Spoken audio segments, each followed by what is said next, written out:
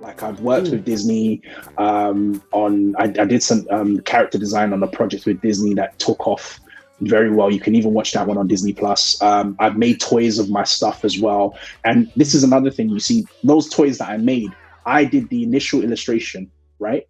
But I can't do the 3D stuff. I can't do the screen print, the 3D printing stuff. Yeah. So what I did was I hired people that I know can do it.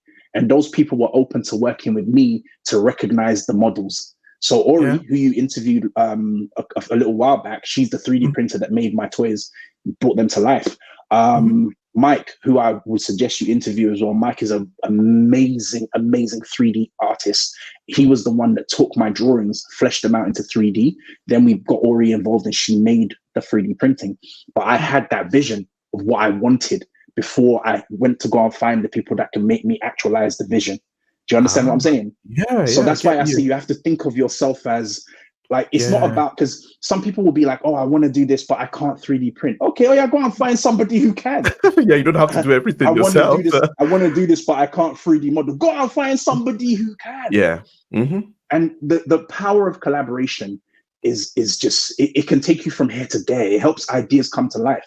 Collaboration is what I'm interested in primarily. I want to see how well my work gels with other people's work. I want to see what we can do together.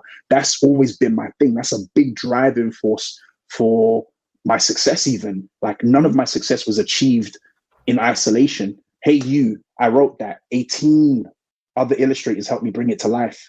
Joyful Joyful is an anthology of 40 different talents. You know, every book I've done so far, I've worked with someone. So collaboration is the key.